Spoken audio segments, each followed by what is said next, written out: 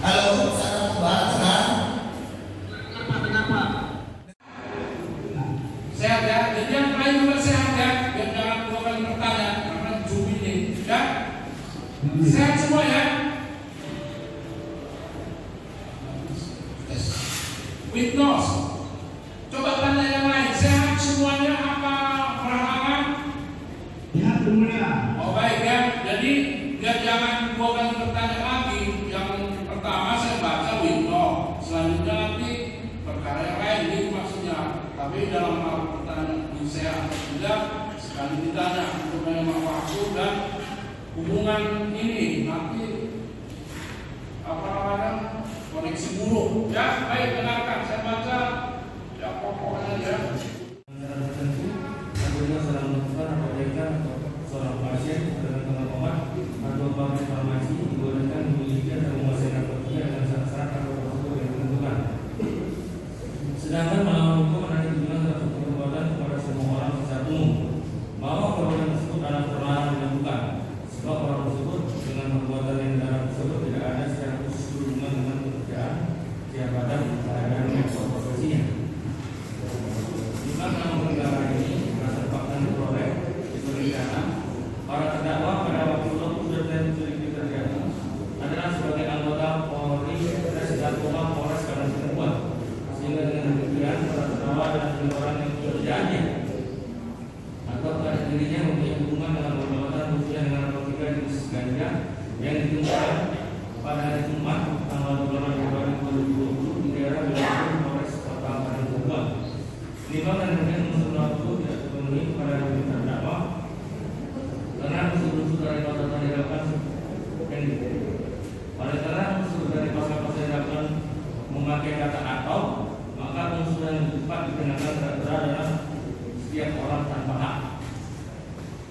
Dua, tetap menerapkan pasal 132 Undang-Undang 35 tentang narkotika bahwa penerapan pasal 132 ayat 1 Undang-Undang 35 tahun 2009 tentang narkotika ditujukan terhadap perbuatan yang belum selesai yang belum delik percobaan atau terhadap suatu delik perbuatan yang belum dilaksanakan ataupun telah terjadi semacam perumpamaan jahat dalam istilah hukum. Di sidang terbuka dan terbuka untuk umum, putusan nomor 244 Bitsus 2020 Medan demikian berdasarkan ketuhanan yang Maha Esa Pengadilan Negeri Medan yang mengadili perkara pidana pada tingkat pertama telah menjatuhkan putusan sebagai berikut dalam perkara atas nama terdakwa Antoni Presediluis identitas lengkapnya sebagaimana dalam putusan ini menimbang dan selanjutnya memperhatikan ketentuan pasal 115 ayat 2 pada dakwaan primer mengadili satu menyatakan terdakwa Antoni Presediluis tersebut di atas terbukti secara sah dan meyakinkan bersalah melakukan tindak pidana secara melawan hukum mengangkut narkotika golongan 1 dalam bentuk tanaman yang beratnya melebihi 1 kg sebagaimana dalam dakwaan primer. Dan nanti sidang dibuka dan terbuka untuk umum. Putusan nomor 2448 Bitsus 2020 PMDA demi keadilan berdasarkan ketuhanan yang Maha Esa Pengadilan Negeri Medan yang mengadili perkara pidana pada tingkat pertama telah menjatuhkan putusan sebagai berikut dalam perkara atas nama terdakwa Ahmad Gamani identitas lengkapnya sebagaimana dalam putusan ini menimbang dan selanjutnya memperhatikan ketentuan pasal 115 ayat 2 mengadili satu menyatakan terdakwa Ahmad Gamani tersebut di atas tidak terbukti secara sah dan meyakinkan bersalah melakukan tindak pidana sebagaimana dalam dakwaan primer. Dua, membebaskan terdakwa oleh karena itu dari dakwaan primer tersebut. Tiga, menyatakan terdakwa Ahmad Gamani tersebut di atas terbukti secara sah dan meyakinkan bersalah melakukan tindak pidana secara melawan hukum mengangkut narkotika golongan 1 dalam bentuk tanaman yang beratnya melebihi 1 kg sebagaimana dalam dakwaan subsidiar. Dua, menjatuhkan pidana pada terdakwa oleh karena itu dengan pidana penjara selama 10 tahun dan denda 1 miliar rupiah dengan ketentuan apabila denda tersebut tidak dibayar dengan pidana penjara selama 3 bulan. Menetapkan upaya hukum sebagaimana yang ditentukan oleh undang-undang atau berpikir-pikir selama 7 hari terhitung mulai besok sidang selesai dan ditutup.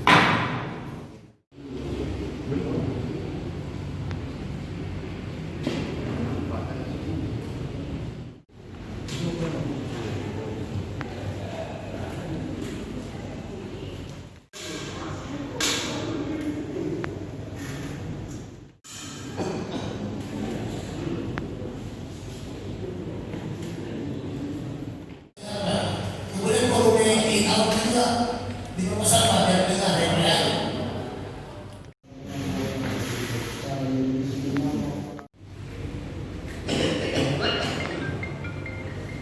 Satu hukuman itu saja. Ya. Ya. Oke, makasih. Sudah selesai putusannya Pak. Terima kasih. Irianto Ridoma alias Jaya. Kemudian untuk orang tua hukuman seumur hidup dan selanjutnya 6 orang lagi itu hukumannya 20 tahun penjara denda 1 miliar subsidi 6 bulan. Akan tapi tadi putusannya berbeda. Terkait dengan hal itu nanti kami konsultasi sama pimpinan bagaimana dilanjutkan. Terima kasih Pak. Ya, siap.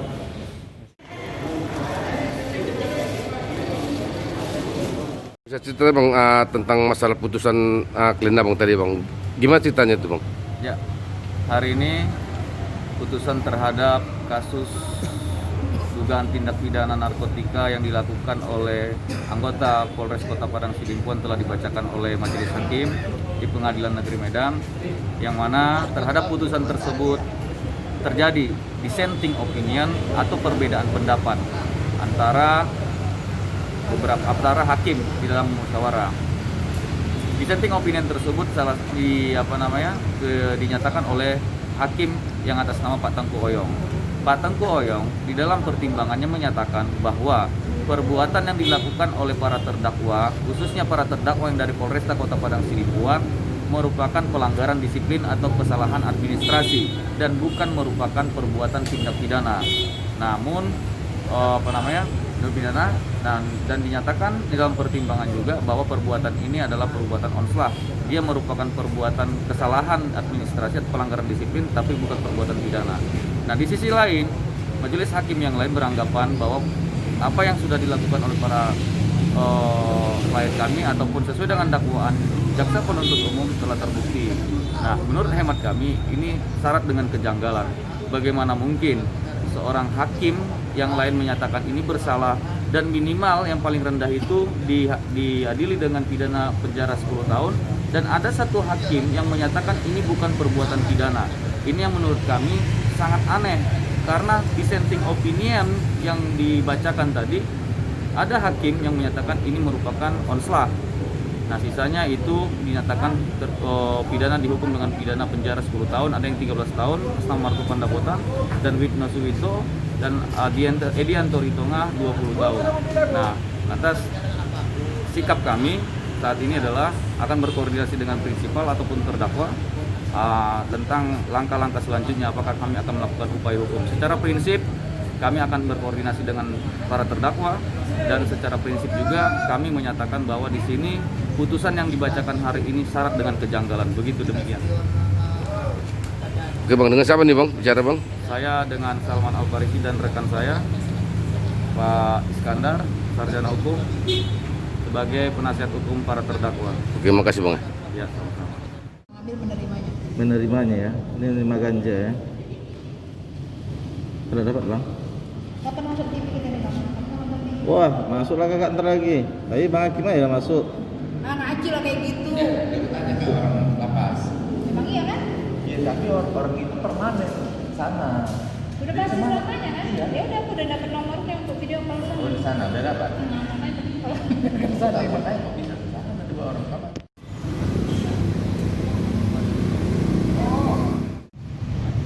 Oke. Jadi kami menganggap ini suatu presiden buruk yang terjadi terhadap peradilan di Indonesia. Ada beberapa anggota Polri yang bertugas di Satuan Res Narkoba mengamankan narkoba jenis daun ganja.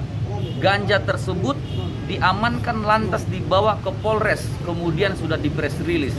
kemudian mereka hari ini sudah diputuskan bersalah. Nah, kami menghimbau kepada teman-teman Polri yang bertugas di Sat Narkoba juga agar hati-hati. Kenapa? Karena polisi narkoba mengamankan narkoba, terus dibawa ke kantor polisi, terus ditangkap, bisa ditangkap polisi narkoba, kemudian dia akan dituntut dipidana. Nah, kami khawatir ini akan menjadi presiden buruk dan ini akan menjadi jurisprudensi ketika ini sudah ingkrah. Jadi kita juga sebagai penasihat hukum menganggap kejanggalan ini merupakan apa? Ini merupakan suatu penjagalan terhadap semangat pemberantasan korupsi.